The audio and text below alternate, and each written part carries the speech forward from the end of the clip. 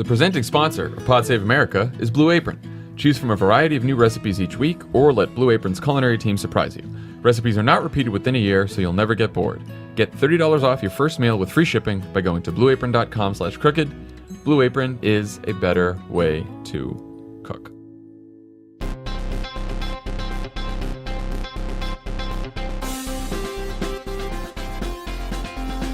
Welcome to Pod Save America. I'm Jon Favreau. I'm Jon Lovett. I'm Tommy Vietor. On the pod today, we talk to national correspondent for The Atlantic and the author of the new book, We Were 8 Years in Power, An American Tragedy, Ta-Nehisi Coates. Love it or leave it.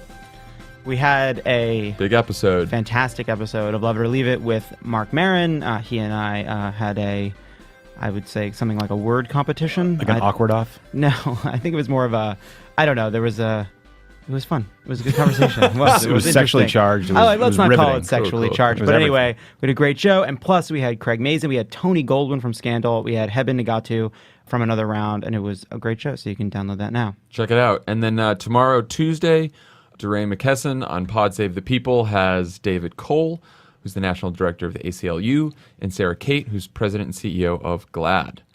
Yeah. So that's what we got. All right. So let's start with something very tragic and depressing. Last night in Las Vegas, a gunman opened fire from one of the top floors of the Mandalay Bay at an outdoor concert festival, killing at least 58 people, injuring more than 500 in what is the deadliest mass shooting in American history. There were about 10 seconds of rapid-fire gunfire, followed by 2 more bursts. Police found 10 rifles in the hotel room. It seems like it was a fully automatic weapon. What we know about the shooter so far, his name was Stephen Paddock from a suburb of Las Vegas. There seems to be no significant prior criminal history. They interviewed his brother, said he's dumbfounded, no known religious or political affiliation, doesn't seem to have any social media accounts. Obviously, officials are still investigating this to try to figure out who he was and what happened. The shooter killed himself as the police entered the hotel room. Initial thoughts on this? Yet another mass shooting. Probably the 273rd, I think, in 274 days so far in 2017, something like that. Yeah. The statistics are very obvious. If a country has more guns, there are more gun deaths. That's true for suicide, but it's also true for homicide. It's also true on a state level. We need more enforcement of gun laws. We need smarter, better gun laws. We need to listen to people like Chris Murphy from Connecticut, who's been calling for this since Newtown. It is so fucking frustrating that every time this happens, you have morons like Howie Kurtz, is the one in my Twitter feed right this second. Gun control is a legitimate issue, but the Dems already raising after Las Vegas massacre. Could we just have a day before plunging in? The people who got shot didn't have a day. Okay, so let's talk about it right now. What does Howard Kurtz need the day for? What's he doing with that day? Is he doing it when people say we shouldn't talk about these things right away? Right. They're saying it because they actually believe that, because it hurts them to hear it, because they think they're doing it on behalf of the victims and the victims' families. They're advocating on behalf of people they don't know and haven't heard from and haven't spoke to, many of whom will be a part of this debate themselves, some of whom, as we've seen also with protests around the national anthem or protests of police violence around the national anthem. There are people on both sides that are used as cudgels, like, oh, the troops don't want you to do this. The troops do want you to do this. You can't do this to the victims. The victims do want you to do this. So we go through this theater, this mass shooting theater now altogether, kind of a cycle of behaviors and statements and rituals because it's become so ordinary. Right, and Howard Kurtz is a Fox News media columnist. I'm picking on him because I literally saw that tweet in my feed, but this is replicated over and over and over again. Yeah, it's nonsensical. I think if it was Islamic terrorism, the folks on Fox would not be waiting a day to jump into politics. But it's also, what is politics? Politics is all of us trying to figure out and debate together what we can do to change laws and improve people's lives. And so it is protect citizens. So in the most basic definition, it is a sensible thing that after a mass killing, we can all say it's a tragedy and we're sad by it. And, we pray for the victims and we pray for their families and everyone's in our thoughts. And then we say, what can we do as a society to perhaps reduce gun violence or prevent something like this from happening again? It seems like a very common sense question to ask after a tragedy like this. And it's, don't talk about the politics of it now while it's fresh and salient and emotional for people. Wait until it will feel less important and less impactful and people will be paying less attention. That's when we'll want you to talk about the politics. Well, and that's a question of media coverage. As I was just saying, there's been a mass shooting almost every day of 2017, and those don't get a lot of coverage. And so those aren't opportune times to talk about gun violence because we don't hear about it in the news every day, and that's not part of the national conversation. Yeah. This will be part of the national conversation for, who knows at this point, a day, 2 days. This used to be like a thing that we would talk about, think about Columbine back in the 90s. We probably talked about that for a week, 2 weeks, 3 weeks. How many news cycles will this be? Like, will we still be talking about this on next a week from today? Probably not. Yeah, and we just have this radicalized gun lobby led by the NRA that's put out these videos that like attack DeRay by name, they attack Black Lives Matter. They seem to be fomenting violence. And then I was, again, scrolling through Twitter this morning, trying to learn what I could about this, which is a bad idea right after these things happen because the information is terrible. But I looked onto Alex Jones's site, and he's talking about how he predicted this, and it's a left-wing false flag operation, like at the beginning of a war. There are some really crazy things being discussed, and people like fomenting and inciting violence on the far right. And I used to be sort of the mind that we should ignore those people and leave them on the fringe. But the president of the United States is doing interviews with Alex Jones and telling him he's doing a great job. And these are people that are getting elevated and causing problems like Pizzagate. I mean, it's really unnerving. Yeah, no, I mean, the newer thing that we have to deal with now with tragedies is this sort of very quick spread of fake news and conspiracy, right? And so, Tommy, you mentioned Alex Jones calling it a left-wing false flag operation. There's a right-wing columnist, Wayne Allard, whoever, from Vegas, saying it was Islamic terror. Gateway pundit was blaming a Rachel Maddow fan, got the wrong person. And that story also was promoted, the Gateway Pundit story was promoted to the top of the Facebook feeds, and Google News promoted a 4chan thread that was saying it was also some left-wing thing. Mark Zuckerberg must have nearly spit out his Midwestern sandwich problem during his with photo shoot when he saw it. Those things were ideas and content that liberals don't like. That's what. No, so I mean, I do think, Tommy, though, it's like ignore them or not. No, our job now, what we can do to help is actually, and journalists have been doing this all morning, which is great, is just showing those stories and saying these aren't true, here are the facts. And I think that's incredibly important now more than ever to do that. A couple other things. The House of Representatives slated to vote this week to ease curbs on gun silencers. Very opportune time for that. So again, you say, oh, this is not a time for politics. Well, this bill is being debated this week, and was that going to get a lot of coverage? How many people were talking about that they were going to ease curbs on gun silencers? So, yeah, I mean, it feels so overwhelming and hopeless. Like the politics all feel frozen because they are. Yeah. And I find myself trying to divide. I just sort of think we do conflate three gigantic, pretty uniquely American problems. One is all related to the prevalence and availability of guns. One is the fact that we have a massive gun suicide problem. And that is what takes the vast majority of lives with guns in this country, and we should always remember that for every mass shooting, there are many more people who will take a gun and kill themselves with it. And research shows over and over again that your finger pulls the trigger, but the trigger pulls your finger too. That access to guns makes it more likely for people to die by suicide. And that requires mental health interventions and all kinds of other interventions that we're not doing enough of, all made worse by the availability of guns. Then there's, for lack of a better term, motivated violence, murder because of robbery or grudges or vendettas or want or drugs or all the other, or domestic violence, especially a huge cause of gun violence. And again, all made worse by the availability of guns, by people having guns in their homes, by tons and tons of guns and weapons on the street. And then we have this strange and peculiar national crisis of mass shootings. And it is the hardest and thorniest one. It is the one where all the proposals feel neutered and ineffective. We need to get big magazines off the streets. We need to get, this guy seems like he may have used an automatic rifle. We need to figure out how to get that off the street.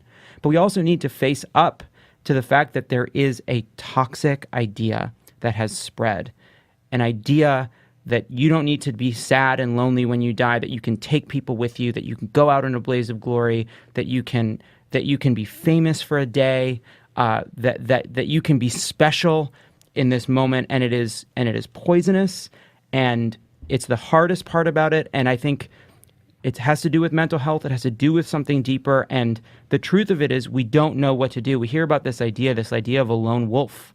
What is a lone wolf? It's a person who got this idea from somewhere. It's a spreading virus, and it just keeps happening, all made worse by the fact that somebody gets this idea in their head and there's nothing to stop them. There's nothing to stop them from being armed to the teeth, from having incredible firepower that really belongs on a battlefield.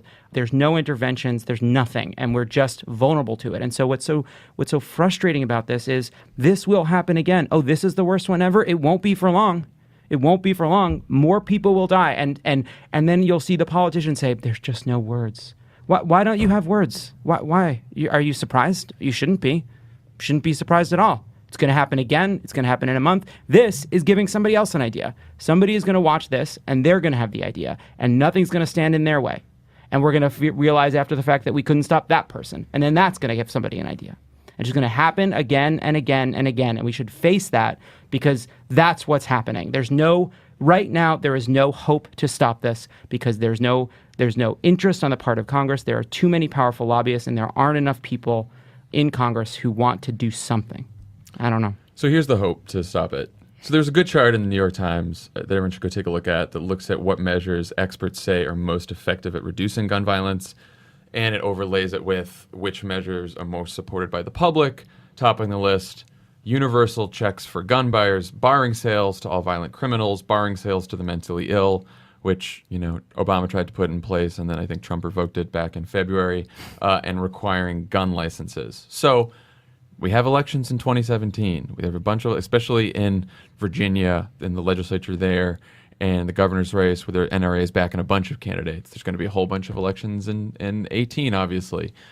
As we're campaigning, as we're talking about the candidates we're supporting, make sure you know what their position is, and make sure they take a position on reducing gun violence, and ask them what measures that they're going to push for. And all we can do is to make this an issue just as much as we make healthcare an issue, just as much as we make the economy an issue, just as much as we make national security an issue. Like, go out there and make this a political issue during these campaigns. Get your candidates on the record and push for this. That's the way we do it. We do it one race at a time. I think it's a simple question that people should have to have an answer to, which is, what is your plan to stop mass shootings? What is your plan? Don't talk about how tragic it is, how senseless it is. What is your plan to stop this? Yeah. Okay, let's talk about another crisis that is still unfolding right now, and that's the crisis in Puerto Rico. Hurricane Maria has caused such catastrophic damage to Puerto Rico. There's now a humanitarian crisis involving 3.4 million American citizens who live on the island.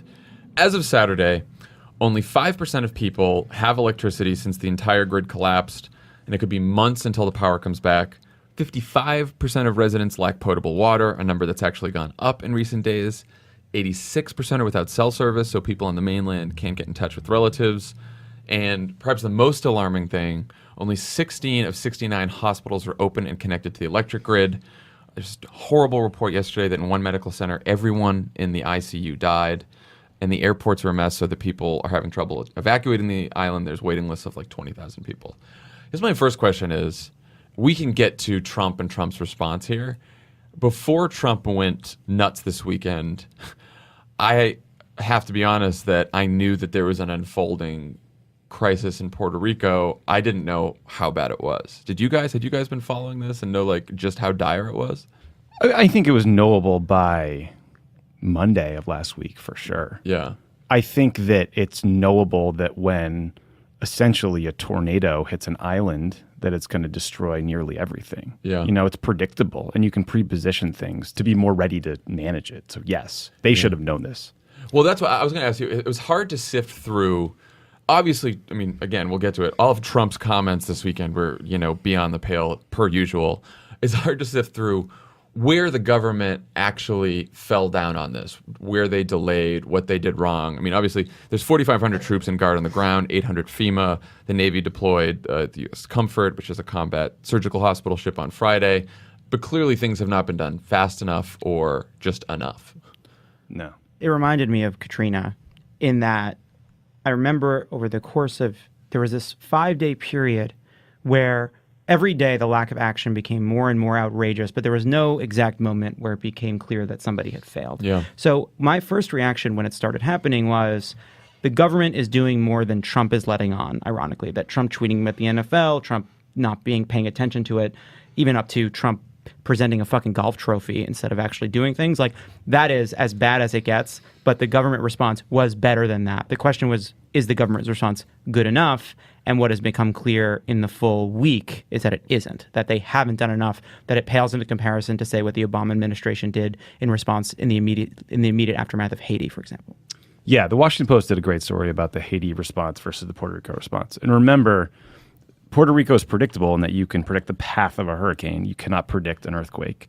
Obama viewed the response to Haiti as a chance to demonstrate to the world that we cared. And so the army was en route before the next day. Within 2 days, 8,000 troops were en route. Within 2 weeks, there were 33 military ships and 22,000 troops had arrived, 300 helicopters. Clinton and Bush were doing an event at the White House to do earthquake relief. We are now 8 or 9 days later, 4,400 service members on the island, 1,000 Coast Guard are there. Trump keeps blaming it on the fact that Puerto Rico is an island. Haiti is also an island. So that's not really, I mean, the issue is they didn't move quickly enough, fast enough. And I can tell you from experience, having been a part of these efforts, that you need a president riding herd on the response effort morning and night. Because it's one thing to say, go do this. It's another thing to get the government to actually execute. So I want to talk more about this. Tommy, we were in the White House, obviously, when the earthquake in Haiti happened, and you went down there with Alyssa and some other folks to help with the relief efforts right after the earthquake. What was that like? Yeah, I mean, and just to clarify, I was sort of like trying to coordinate the way we talked about the response and ensure there was support for it back home. Dennis McDonough was down there within 2 days. He was like sleeping in the tent off the airport as they tried to reopen it to get supplies in. I went down a few days after that with Alyssa Mastromonaco and a guy named John Kirby, who was Mike Mullen, the chairman of the Joint Chiefs, spokesman at the time.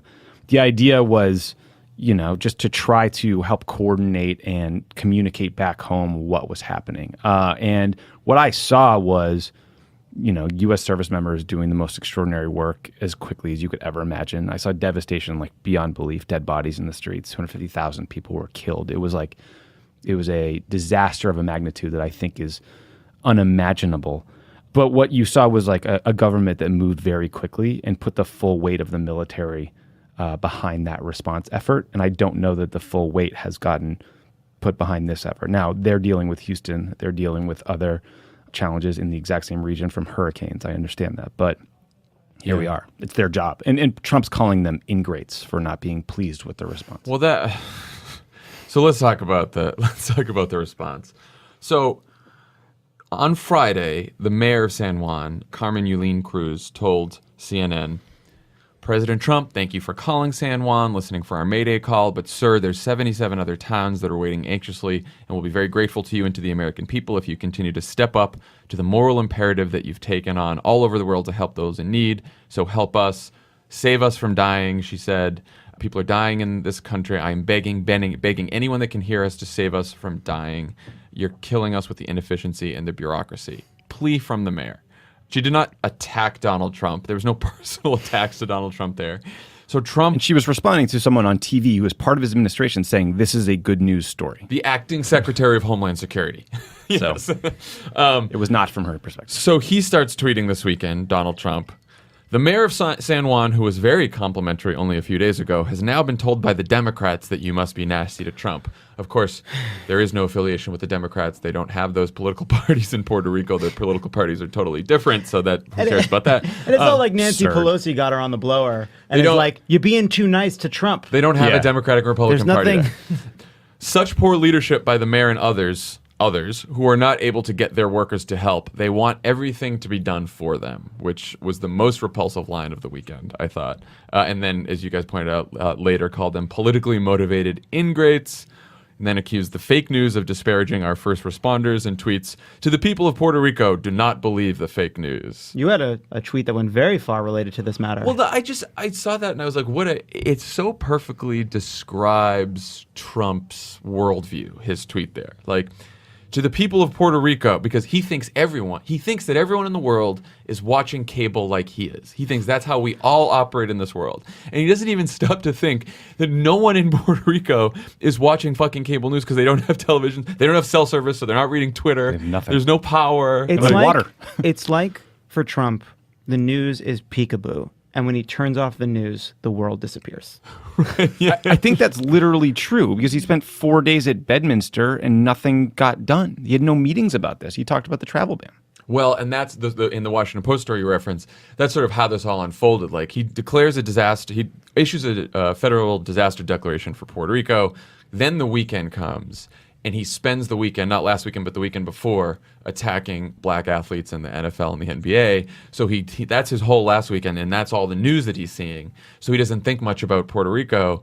And then the week after, he starts to see news reports that his response is slow, and suddenly he's like, what? I thought everything was fine because I didn't see it on TV that it wasn't fine. He also views every issue through the prism of how he is being treated. And it's so disgusting in this context. And then you have like the right-wing loonies of the world pushing around opposition research on this mayor in San Juan, and Eric Trump or Donald Jr. is retweeting Dan it. Saying, Scavino. yeah, all these he blocked me, so I have no idea what he's saying. These morons, like, they're attacking these people. Yes, this mayor in San Juan is criticizing your dad because she likes Hillary, not because you guys are allowing people to die in a very slow recovery effort. It's so insane. And because he's lying at a near constant clip about how well the recovery is doing. We've inspected every place where everything is good. It's a good news story. It's all not true, And by the way, even the best response in the world would still have gaps. It is hard to respond to a massive hurricane that obliterated homes for millions, for a huge portion of an island that where millions of people live. So, yeah, it's going to be hard. But of course, he's being dishonest and not doing enough and making it about himself. No, and it is hard. And I think back to we went through the oil spill, right, in the Obama administration. And even though we had every smart person in the fucking world working on this problem, every scientist, every engineer from every company, and no one could figure out how to plug the hole for a while, right? Imagine if in the middle of that, when there's still oil spewing out from the bottom and one of the whatever, I can't remember what they were called, the top hat or the cap hat has failed. The thing that Chu created. The President Obama tweeted, BP hates me, voted Republican, that's why they won't cap the well. No, but I was saying, we ate so much shit for not capping the well fast enough, right? And we were all in the White House frustrated because we knew that we were doing everything possible and we were getting every expert possible to look at the problem. But when you're president of the United States, you don't respond to all that criticism, even if it may be unfair, by lashing out. You eat shit. Right. That's your job. I'm aware that Puerto Rico is an island. I realize these are logistical challenges and they're bureaucratic challenges. Your job is to fight through that and deal with it. Just take the criticism. Suck it up, buddy. But then the New York Times has this piece today that's like, well, he thinks he's winning all these wars. That's why he picks them. Sort of, that's the genius here. Okay. That's the genius. Come on. We didn't even know the head of FEMA saying this is the greatest logistical challenge we've ever faced. Oh my God. No, it isn't, buddy. Not even close. All the D-Day veterans are like, what? Yeah, it's it's not. The moon has our fucking flag on it, you moron. And also, I do hate that it's become Trump versus the mayor, because it's not just the mayor who's complaining about this. You got a 3-star general down there who's saying we don't have enough troops. You've got a whole bunch of experts saying we don't have enough. It's not like it's the mayor v. Donald Trump here, which is what he wants and what the White House wants. So what could be done? We could have a bigger relief package from Congress that's passed immediately, double the number of troops, which is what Lieutenant General Russell Honore, who led during Katrina, said on NPR. So there's things that can be done here, and there's ways that the federal government can get help there. And there's also ways that you can help. Globalgiving.org, you can go give money there. HispanicFederation.org/Unidos, 2 great organizations that are sending money and supplies there. But yeah, it's just such a sad thing to watch Trump deal with this. It was so awful over the weekend. It was one of those times where it really is sort of in stark relief that this person has no business being in the job that he is racist. I mean, just in the middle of all of this, your little addled 1980s New York Post mind is like Puerto Ricans, bunch of lazy people. That's what I'm going to tweet Not sure about. they're American. Not Right. sure they're American. It was so heartbreaking, and also, again, like he's lying. He has lied about every disaster, every crisis, every shooting. He will lie about this stuff over and over again, and it's all a proving ground for some kind of future Islamic-inspired attack of some kind that he is going to exploit in some way because he doesn't tell the truth about natural disasters. He's not going to tell the truth when he wants to exploit something for his own purposes. The facts are they waited to appoint a 3-star to up the sort of military presence on the ground. They waited to waive the Jones Act, which made it more expensive and more difficult to get stuff there. What they didn't wait to do was get the former governor of Puerto Rico on the phone, who's now a lobbyist, so that he could put out a readout saying this random guy who's not even in who's a federal lobbyist in D.C. thinks everything's going great. They were working on spinning it more than they were working on coordinating the response. And I think this time it's the fight with the fake news this time is not going to work out for him because there's images. People can see this on TV. And it was the same thing about that tweet to the people of Puerto Rico. Like, even if the people of Puerto Rico were watching television, they can look out their fucking windows and see the devastation on the island. And so can all of we because there are reporters and cameras down there. So it's not going to work for him this time. I just think that I hope that, as it should, this shooting in Vegas is going to get a lot of coverage over the next couple days. We should not forget what's going on in Puerto Rico because, we finished that episode of the Trump show on Monday, and now there's a Vegas shooting, and now we're going to move on to another thing in 3 days, and meanwhile, Puerto Rico is still going to need help. So, again, I was saying, like, we should all be angry with Trump about this. We can all be enraged, but direct all that energy and outrage to giving money, giving help to Puerto Rico. We can all play a role here. So globalgiving.org and HispanicFederation.org/Unidos.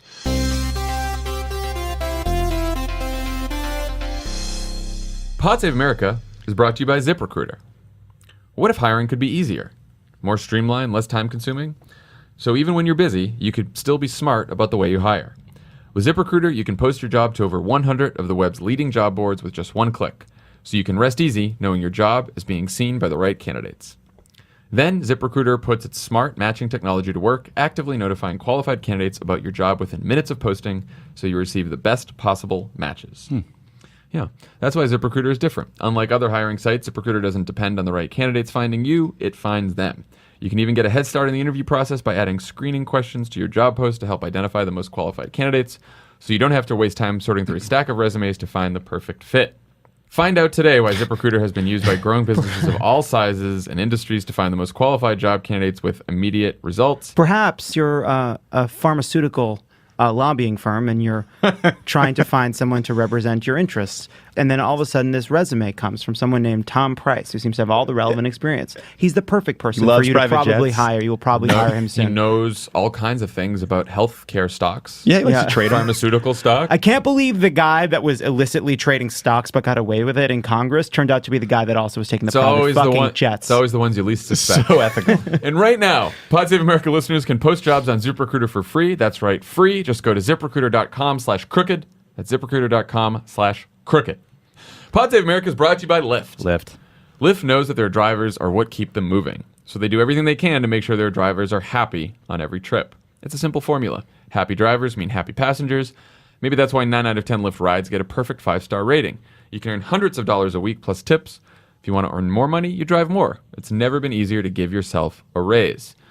You keep 100% of the tips and they add up fast. Drivers have been paid over $200 million since the feature was first introduced, and Express Pay lets you get paid almost instantly instead of waiting for weeks. Lyft has even taken the guesswork out of pickups. The new AMP device uses color coding to help passengers find their drivers. So join the ride-sharing company that believes in treating its people better. Go to lyft.com/crooked today and you can get a $500 new driver bonus. That's lyft.com/crooked. Limited time only. Terms apply. Forgot Friday, which seems like, 30 years ago, Tom Price resigned. Who? Who's that? Tom Price. He's one of those jet setters, right? He's quite a jet setter. Health and Human Services Secretary Tom Price resigned on Friday after racking up at least $400,000 in travel bills for private jets. So first reactions, guys? Cool. Couldn't happen to a nicer guy. The just like, I am resigning because I spent upwards of $400,000 on private planes, and I am sorry, and so I will repay $50,000. 13 cents on the dollar. I will repay for my seat on the planes because otherwise, if I wasn't there, the planes would have flown those distances anyway. They would have flown my staff. Yeah, my scheduler and my wife probably would have gone to that conference.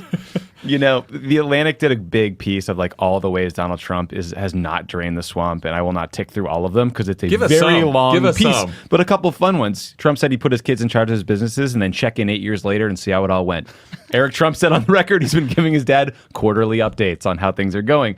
A Chinese government-owned construction company is working on Trump's club in Dubai despite his pledge not to take foreign money. That's a big one, by the way. It's a big fucking one. It's unconstitutional. Remember that stupid fucking lawyer did the press conference and put all the blank paper? The blank paper. Don't look at that paper. And was like, there will be no transactions with foreign governments while he is president. We are laying down that marker. Here's another fun one, guys. A lawyer lying? Now I've seen everything. 74 lobbyists are working in the administration, including 49 at the agencies they used to lobby.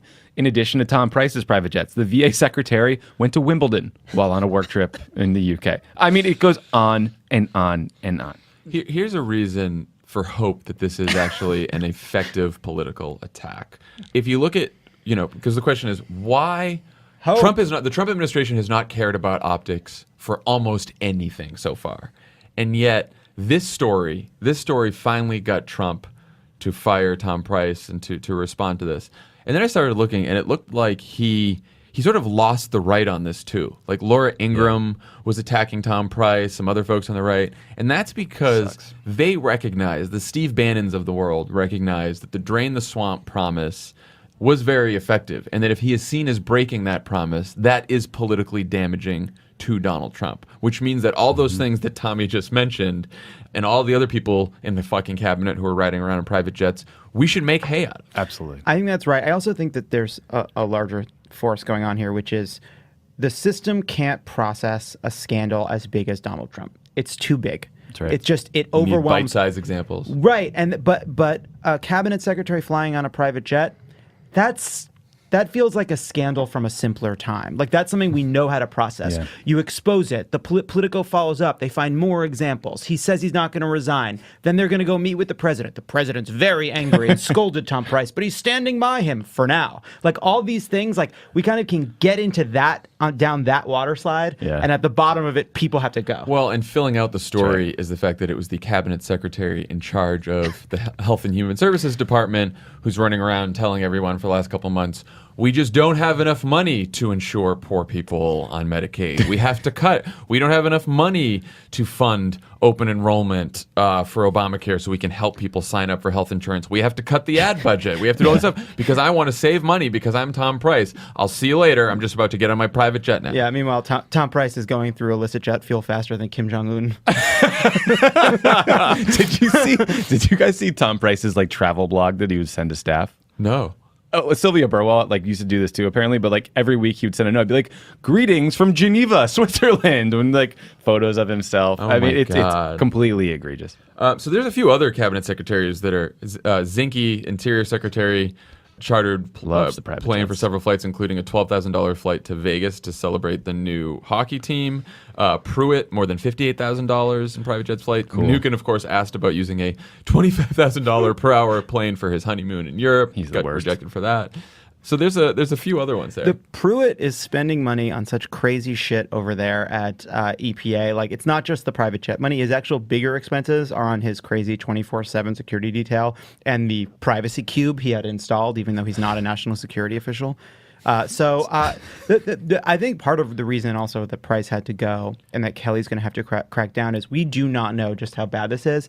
Like, this is a broken culture of venal creeps in this administration, just the dregs of serious society that are all kind of running around thinking like they own the place, and Trump is obviously giving them license to do things that people didn't do before. So I think we're just now scratching the surface as to the way these people are spending money. So one consequence of Tom Price departing the scene is that there's going to be a new Health and Human Services Secretary, and there will be a fight over the confirmation of that Health and Human Services Secretary.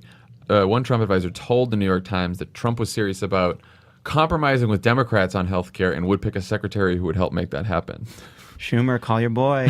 Call your boy. Get that New York stuff. Let's get some egg rolls. Let's get a slice of Famous Ray's, and let's get Sylvia Burwell back in the job sheet. Back in there. Well, two of the top candidates are Seema Verma, who's the current CMS administrator. She does not like Obamacare, but is seen as someone who may at least enforce the law on the books, which is what any normal public servant would do. Seems like that's the role. Also, Scott Gottlieb, who's the FDA commissioner, who's seen as a more moderate choice. So Democrats do not have the votes to stop the confirmation, but they can drag out the process. And they could make the confirmation fight all about making sure this person funds Obamacare, helps with open enrollment, all that kind of stuff. Doesn't shut down healthcare.gov for 15 hours a day. All that kind of stuff. So sign up for healthcare from 2 a.m. to 4 a.m. on Wednesdays. Yeah. Now, I'm imagining that Democrats will do this and make hay of this. But the other issue there is Trump might wait a couple months to nominate someone and just leave it open because, as we know, John Kelly, who was the Homeland Security Secretary, is now Chief of Staff, and there has not been a new Homeland Security picked. It's just that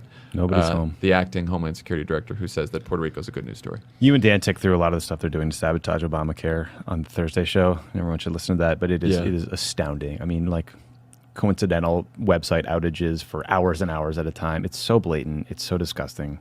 And we all know what's going to happen if open enrollment season passes and there's not as many signups because they did this. They'll say, see, people don't want Obamacare. It's failing. It's just this self-fulfilling thing. So, again, we're going to try to have an outside effort to help people figure out how to enroll to the Affordable Care Act, and we'll be talking more about that in the days to come.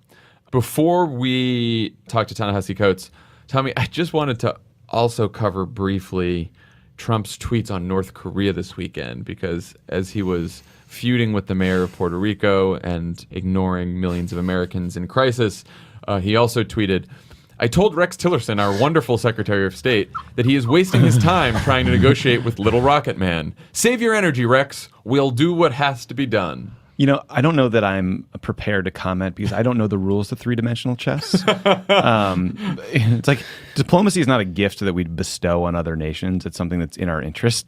So to just undercut your Secretary of State about something this important, they're trying to sell that it's a good cop, bad cop routine. No one believes them. No one believes Trump is smart or strategic. And then they leak to Axios like, he told his staff to tell everyone that he's crazy. Well, that doesn't work very well if you're going to background everybody on it after. Also, no need to tell everyone. We got it. We are well aware. That seems to come through somehow in the statements and the tweets. It's good cop, bad cop. Oh no, we're not. This is not good. There's two options here. If we're going to try to prevent them from getting an ICBM that can strike us, we're either going to do that through negotiations and diplomacy, or we're going to do it through a military strike. And he seemingly just took negotiations off the table, which doesn't make me feel safer. And meanwhile, what is the value of having this shitty little nickname for Kim Jong-un? I don't think it's going to do, and belittling him on the national stage probably isn't going to help us get what we want out of this situation. What do we think the North Koreans think about whatever direct diplomacy they're engaged in with Tillerson versus what Trump is tweeting? What could they possibly be thinking about that? They're like, this guy's no juice. Yeah, that's what I would think. Right, and why are we even bothering? What's the point? Yeah, so the Axios story is interesting and worth reading because I think it sort of captures what's broken inside the administration and in the way that what happens inside the administration is covered. You know, the idea that so they recount this story about how Trump said, here's what you do. All right, here's how you sell them. Here's how you get a good deal on marble countertops. Tell him I'm going to pull out of the deal any second. Right. He has 30 days, but he doesn't know that because then he'll come down his price and then we're getting more marble for our money. But we're not talking about marble countertops. We're talking about nuclear annihilation. Right. And you can't just walk away. But even putting that aside, you say, oh, he's doing the Mad Men thing. He's doing the Nixon thing. Okay, what's the goal? What's the thing? What do they want to have happen from this? What are they trying to accomplish? You're going to act like, Trump could do anything. Trump can say anything. You can't trust him. That's why you have to what? Give up your nuclear weapons? What's the game? Evan Osnos had a good piece in the New Yorker about this. This isn't a bad police procedural. The good cop, bad cop is not a thing that really plays out the way they're trying here. It is stupid. It is frightening. Somebody said this too about this is not how good cop or bad cop. I'm the bad cop and I'm going to get you. I'm the good cop. He's playing bad cop. You can't. It's not how that works. Best of luck, Rex Tillerson. I'd resign. Yeah. Fire Rex. Okay, when we come back, we will talk to Ta-Nehisi Coates.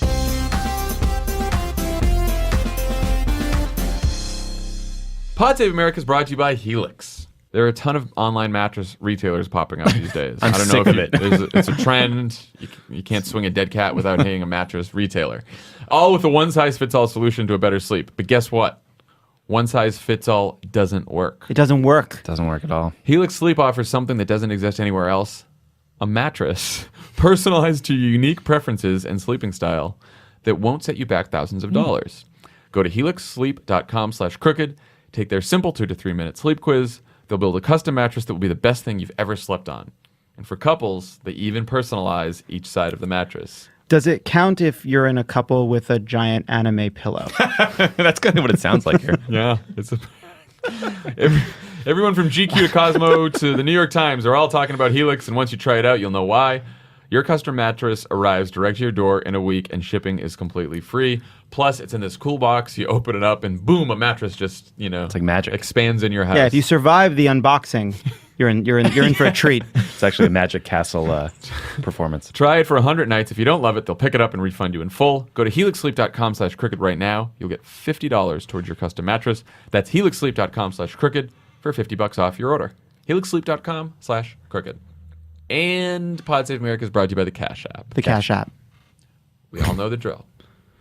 You download the Cash App. If you don't have it, you download it for the first time. You put in the code PODSAVE. $5 goes to you. $5 goes to the IRC, the International Rescue Committee that's Nailed helping it. refugees all over the world. They've already started donating. You guys have been downloading it like crazy. So thank you. And find a friend who doesn't have the Cash App yet. Help them download it. And We're it's also switching to the Cash App. very easy way to pay people back and to get money. It's just easy. I use it. We all use it here. We do. We and when genuinely people send do. us money on the other apps, we say no. At first, Cash we App. didn't. It took a moment to transition, Now- as with all things. We're taking a hard line now. Turning Crooked Media it's not a sailboat, it's an ocean liner, It's you an know? ocean liner. That's what we are now. That's what it is. Okay. Cash App. Download Cash it App. today. On the pod today, we are very lucky to have national correspondent for The Atlantic and the author of the new book, We Were 8 Years in Power, An American Tragedy, Ta-Nehisi Coates. Welcome to the program. Thanks for having me. Ta-Nehisi, it's Tommy Vietor. You spent 4.5 hours with President Obama near the end of the administration when you were working on a big piece. And there was sort of a fundamental tension there that I will, try to quickly summarize as more of an optimistic view of America from him and a tendency to explain away attacks on him as something other than race and that everything will be okay. And your perspective that's rooted in history that you believe just doesn't show things always work out. Would you mind talking about those conversations and those disagreements? And then sort of relatedly, when you look at where we are today with a blatant racist as a president, do you think things might have ended up differently if we had called him out more directly and said, instead of talking about birtherism, someone said, stop making these accusations, you're lying, you are a racist? So I think to give, the answer that is, most sympathetic to I think what the president's argument would have been. It would be not so much that race was no factor in the critique, and not even that it wasn't a significant factor, but that there were other things happening also. So obviously, there was the weight of being the first black president, but in his mind there was also the rise, the change in the media landscape. So the rise of the talk radio, sort of Fox News universe. He strongly felt that was the filter through which he was presented to, if not all of America, large swaths of America. And because of that, they, actually thought that, they saw him in a completely different way.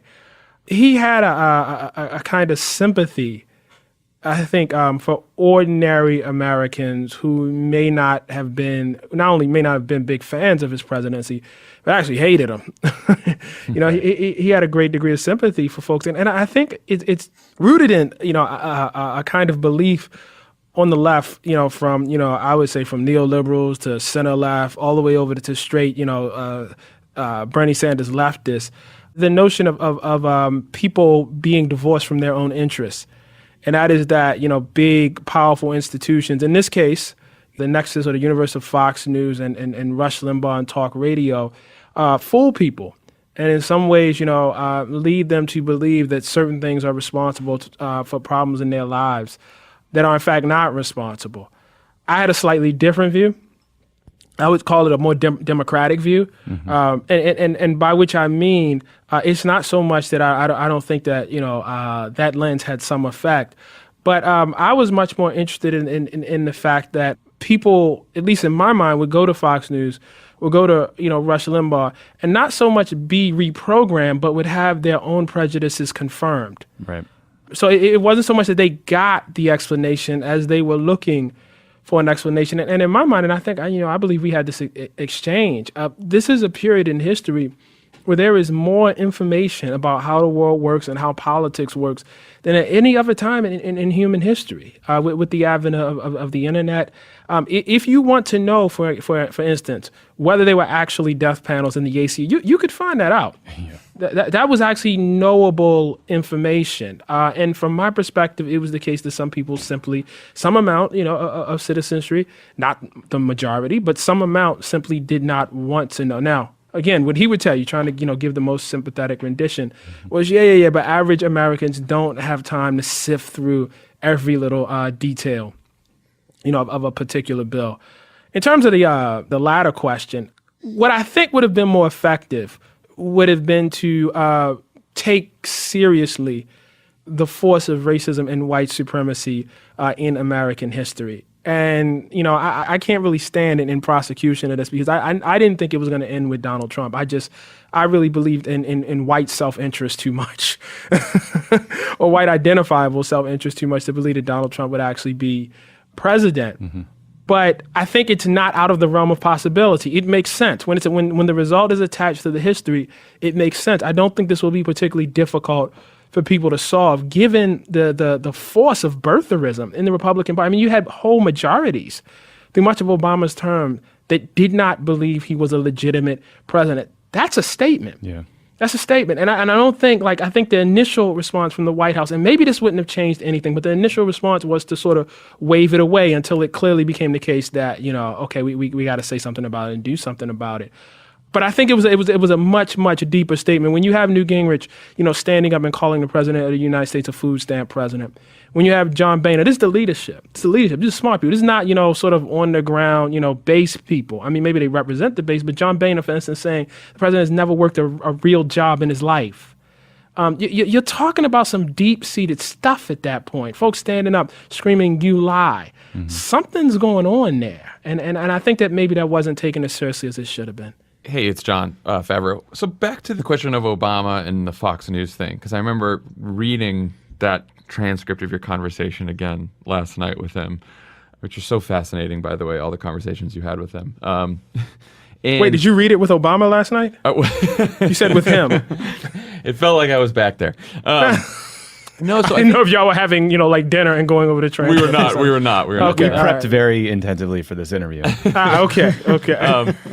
So I think what he would say also about the Fox News thing is we all have the capacity and the potential for bias and prejudice, but it sort of depends upon our environment and what we're seeing and what we're hearing every day. And it's not just that folks don't have time to go find the facts about death panels or the facts about, whether Obama is, really born in this country and all that kind of stuff. But they're just surrounded by all these forms of communication that are telling them otherwise. And that, good leaders can sort of call to the better angels of our nature and can push things in one direction or the other.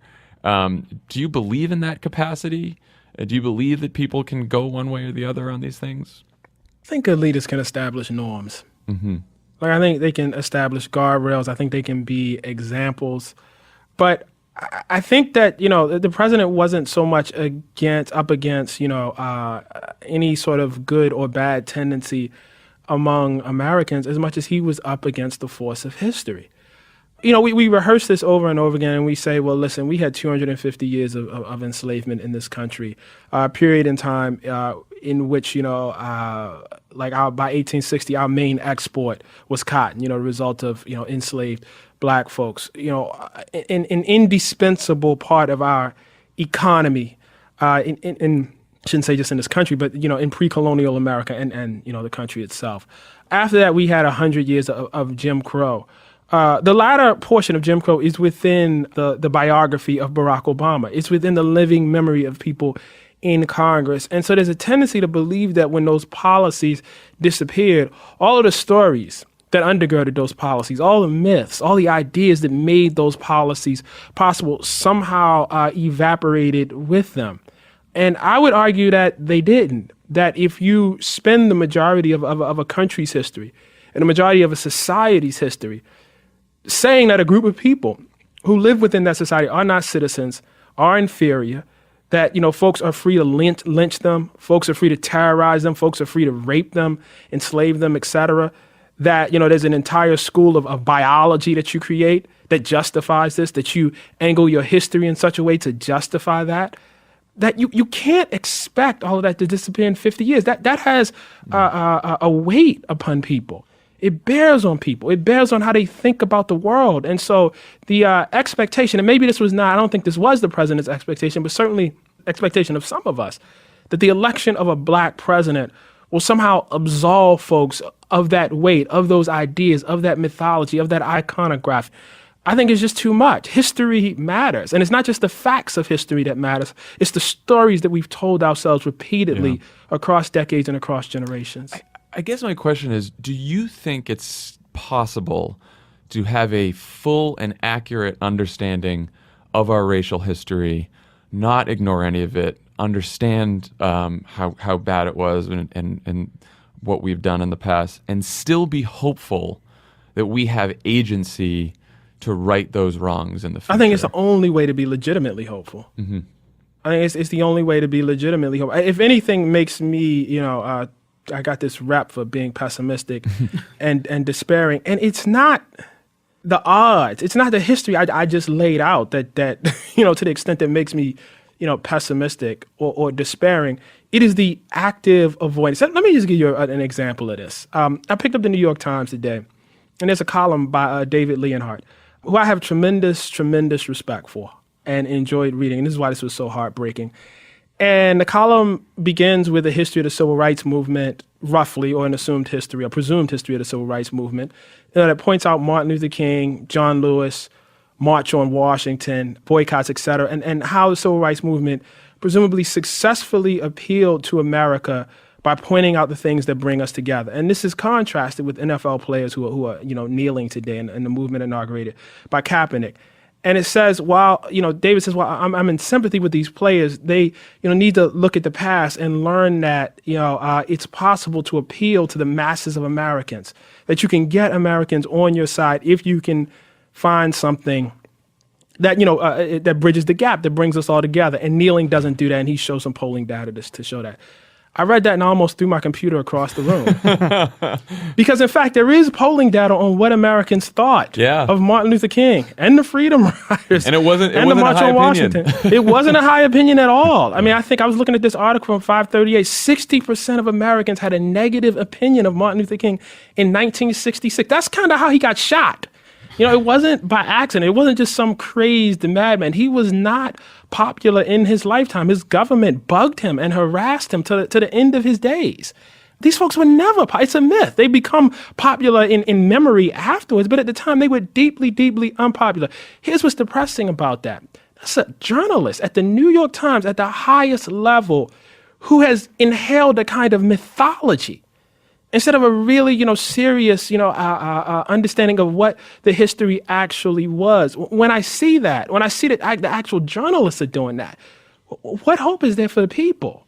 At the same time, though, it does feel like there is some kind of reevaluation going on, whether or not it's spurred by the fact that Trump won, or just simply, a younger generation looking at things with fresh eyes, whether it's the protest at football games or protest around Confederate monuments. I mean, do you see these myths starting to come down at all? Do you think that there is something afoot right now as we're having this conversation?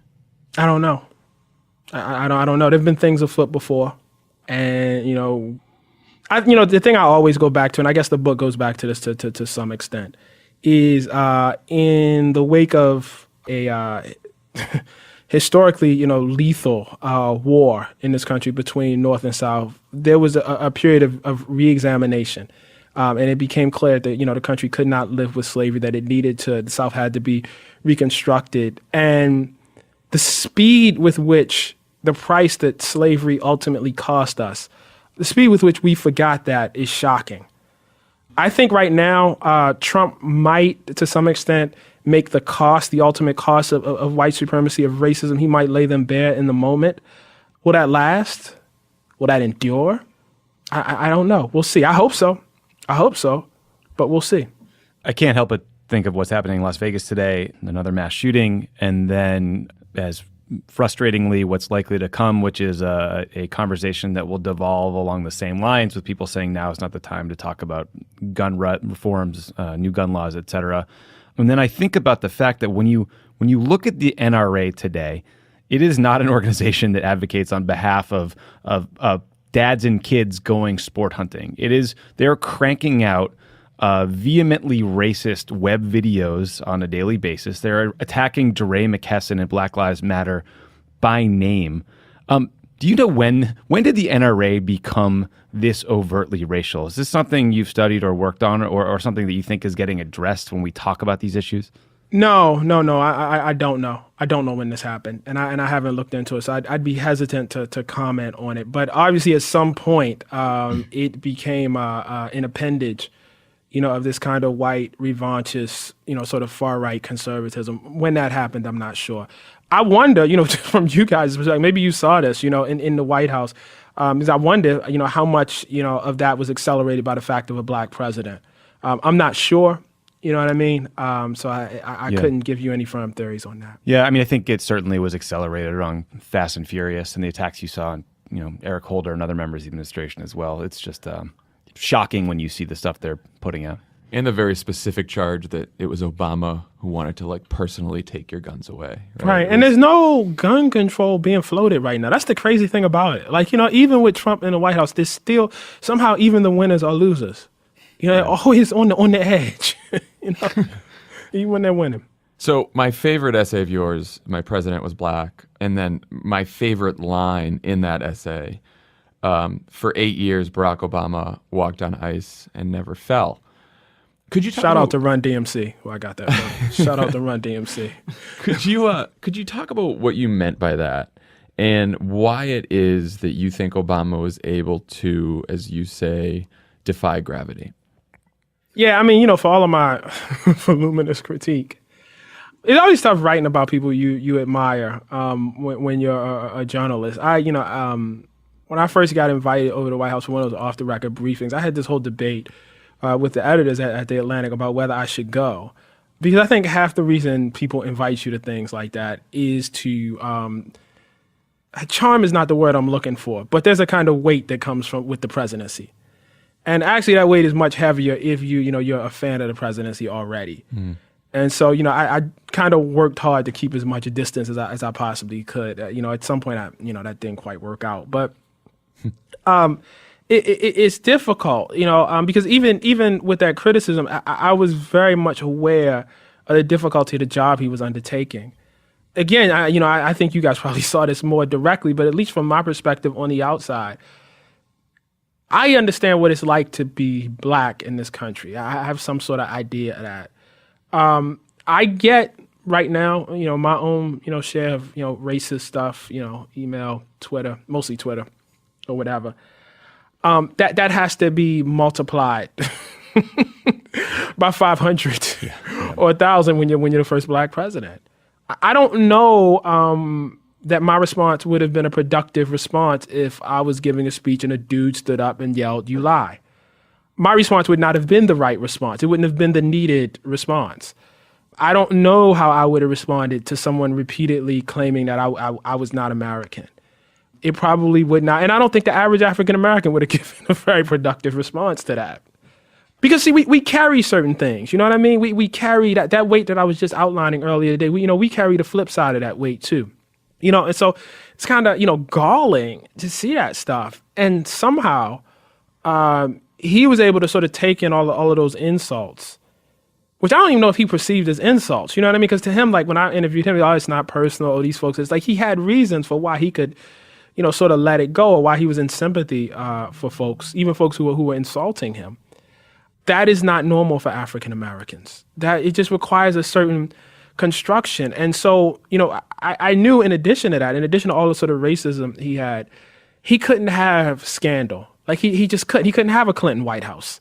I mean, I don't even have to say Bush. I mean, I'll just go with the next, the Democrat before. He could not repeat Bill Clinton in terms of the amount of investigations, resignations. He couldn't have anything close to that. Now, some of that was not up to Clinton, but having said that, he just couldn't have the same sort of attitude. They had to be super clean. I was talking to somebody on the campaign just recently, just a couple of weeks ago, and she was making the comparison between the Hillary Clinton campaign and the Obama campaign when Obama ran, and she said, "We ran scared. They didn't run scared." And what I mean by that, like you have to run scared when you're black. You understand? If you're going to be the first black president, you got to run scared. You have to. You can't have the slightest, mark. There can't be a black Trump. To say nothing of a black Bill Clinton, you just have to conduct. And he did it. And he did it in such a way without, being ashamed of being black, without being ashamed of his people. He did it. It's a remarkable achievement from that perspective, just a remarkable personal achievement. So another black figure you've written about extensively is Black Panther. And you've talked a lot about sort of comic books and what they meant to you as a kid. It seems sort of we're in this moment as a culture where there's this dark cloud over our politics, but people are sort of flocking to these larger than life superhero figures in movies over and over again to the point where it's almost a joke. Why do you think that's going on? Like, what do you think appeals about these characters right now? Escape, and the notion that some singularly empowered person can save us all, which is something I actually try to avoid in the comic book. But I think that, in terms of the movies, I think that the Justice League is going to save us. The Avengers are going to save us. It's escape, And I say that as somebody that's a fan of the movies. They're incredibly well done, most of them. I won't reveal my anti-DC bias here. But no, that's not an anti. You can't call that an anti-DC bias anymore. That is just an anti-garbage bias. Just facts, all facts. But I think that that there's a level of escapism, that Hollywood brings, that people are embracing. Ta-Nehisi Coates, thank you so much for joining us. Everyone, please go by We Were 8 Years in Power: An American Tragedy. Outstanding collection of essays. Thank you for joining us, and please come back sometime. All right. Thanks, guys. Thank you. Thanks. Bye-bye. Thanks again to Ta-Nehisi Coates for joining us today. And we're heading out on tour, guys. We're on tour. Oh my God. So the next time you'll hear us, we will not have our regular Thursday pod. You will hear the show that we do Thursday night in Madison, Wisconsin. You'll hear that first thing Friday morning. We will release it as a live pod. Okay, so that pod will be out on Friday, and you'll be able to hear us on tour for the next couple days after that. We'll release some of these shows as episodes. Pod Tours America. Bye, guys.